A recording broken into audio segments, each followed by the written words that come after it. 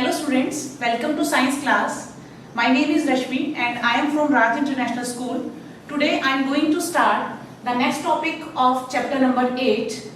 In this video lecture, just I will explain you about the parts of the cell. अभी जो previous video lecture था उसमें हमने cell के बारे में basic जो उसकी जो सेल की जो स्ट्रक्चर होती है बेसिकली उसको हमने डिस्कस किया था, साइज, शेप, ये सारी चीजें हमने डिस्कस की थी। अब इस वीडियो लेक्चर में हम प्लांट सेल और एनिमल सेल दोनों के अंदर क्या डिफरेंस होता है और उनकी स्ट्रक्चर कैसी होती है बेसिकली वो सब चीजें हम डिस्कस करेंगे। Basically cells are of two types या दो हम कैटेगरी में डिवाइड कर सकते हैं, एक होता है एनिमल सेल, एक प्लांट सेल। कुछ दोनों में लिटिल बिट कुछ डिफरेंसेस हैं। You can see here is a diagram of animal cell and this one is a diagram of plant cell. अगर हम दोनों सेल्स में मेन चीज अगर देखना चाहें तो both cells are made up of means basically cell membrane होती है, न्यूक्लियस होता है और third one is the cytoplasm. अब ये जो नाम है ये क्या चीजें हैं, कहाँ पे होती हैं, क्या इनका फंक्शंस हैं वो हम समझते हैं। एनिमल सेल को लेकर चलते हैं एक बार। किसी भी सेल में जो आउटर मोस्ट लेयर होती है, आउटर मोस्ट जो मेम्ब्रेन है, जो लेयर है, उसको हम सेल मेम्ब्रेन बोलते हैं। You can see here cell membrane दोनों में ही प्रेजेंट है।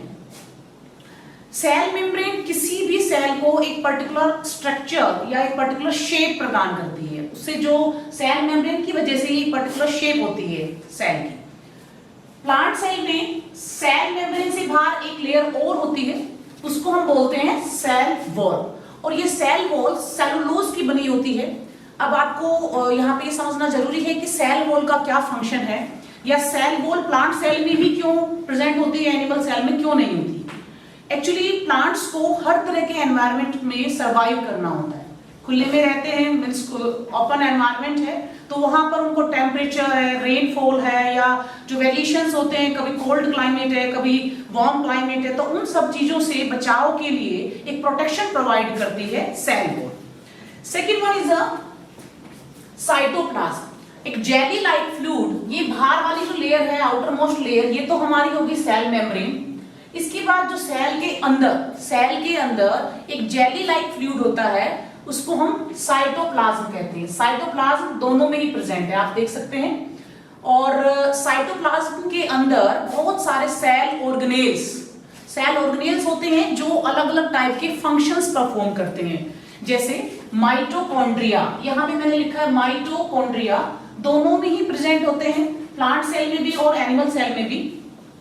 और इस माइटोकॉन्ड्रिया का फंक्शन ये होता है कि जो हम खाना खाते हैं उस फूड का जब ब्रेक डाउन होता है, बेसिकली रेस्पिरेशन प्रोसेस हमने पहले पढ़ा है 7th स्टैंडर्ड में कि रेस्पिरेशन क्या होता है कि food is break down and energy is release.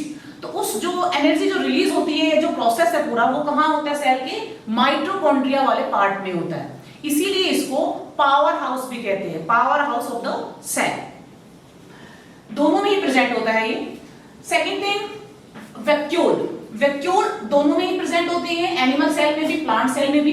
Plant cell में वैक्यूल का साइज बड़ा होता है, आप देख सकते हैं इतना बड़ा वैक्यूल मैंने बनाया है यहाँ पे। और जो एनिमल सेल है उसमें छोटे छोटे वैक्यूल्स हैं, बहुत सारे हो सकते हैं या कुछ नंबर कम भी हो सकता है as compare to plant cell. तो these all are the organelles. Centre में या ये कहना चाहिए दोनों में ही एक न्यूक्लियस होता है। Nucleus is present in both the cells, animal cell and plant cell। और इस न्यूक्लियस में भी एक छोटी सी राउंड स्ट्रक्चर मैंने बनाई है यहाँ पे और इसको हम बोलते हैं न्यूक्लियोलस। न्यूक्लियस जो होता है it controls all the means activities of the cell. ये सेंटर पॉइंट है, जैसे कि एक सेंट्रलाइज कोई चीजें होती है ना कि वो सब चीजों को कंट्रोल करता है। तो सारी एक्टिविटीज जो सेल की है वो कौन कंट्रोल करता है, न्यूक्लियस कंट्रोल करता है। और न्यूक्लियस के बाहर जो मेम्ब्रेन है, आप लेयर यहाँ पे भी देख सकते हैं, इस मेम्ब्रेन को हम न्यूक्लियर मेम्ब्रेन बोलते हैं। ये न्यूक्लियर मेम्ब्रेन पोरस होती है। लाइकवाइज सेल मेम्ब्रेन जो होती है, सेल मेम्ब्रेन भी पोरस होती है, सेमी परमिएबल होती है, सेमी सेलेक्टिव सेमी परमिएबल होती है। मींस एक सेल से दूसरे सेल में या सेल के बाहर जो सराउंडिंग में जो भी मिनरल्स हैं, सॉल्ट्स हैं या जो भी चीजें एक्सचेंज जो होती है वो इस मेम्ब्रेन के थ्रू ही हो पाती है। न्यूक्लियस के अंदर जो आप ये थ्रेड लाइक स्ट्रक्चर्स जो देख रहे हैं इनको हम क्रोमोसोम्स बोलते हैं। न्यूक्लियस में क्रोमोसोम्स होते हैं और इन क्रोमोसोम्स पर जीन्स होते हैं। और जीन्स का क्या काम है? Genes are the vector for transferring the genetic characteristics from one generation to second generation और अनदर जनरेशन। ठीक है, तो जो भी गुण होते हैं पेरेंट्स से ऑफस्प्रिंग तक, उनके संतान तक, उनके बच्चों तक जो गुण पहुंच पाते हैं वो जीन्स की वजह से पहुंच पाते हैं। और वो जीन्स कहाँ होते हैं? क्रोमोसोम्स में प्रेजेंट होते हैं।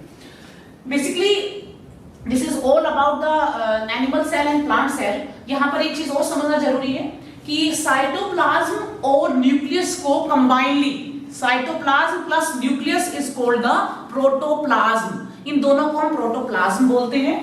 और जो इनके जो फंक्शंस हैं, सेल वॉल के फंक्शंस अगर हम समझे, या न्यूक्लियस का क्या काम है।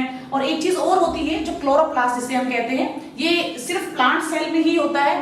क्लोरोप्लास्ट, क्लोरोफिल प्रेजेंट होता है और हमें पता है कि क्लोरोफिल इज रेस्पॉन्सिबल और chlorophyll is necessary for the photosynthesis process. तो खाना बनाने का काम प्लांट तभी कर पाते हैं। ये एक प्लास्टिड का टाइप है, means we can say plastid होता है और प्लास्टिड कई तरह के होते हैं। तो एक टाइप है हमारा क्लोरोप्लास्ट, और वो क्लोरोप्लास्ट ग्रीन प्लांट्स में प्रेजेंट होता है, ग्रीन प्लांट्स की सेल में। और वो खाना बनाने का, यानी उसमें क्लोरोफिल होता है, वो क्लोरोफिल फूड प्रिपरेशन में हेल्प करता है।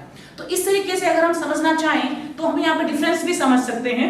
बेसिकली अगर आपसे ये कहा जाए कि what is the difference between the plant cell and animal cell, तो हम बता सकते हैं कि in the animal cell size of vacuoles are very small, plant cell vacuole size is very large, तो बड़ा साइज होता है।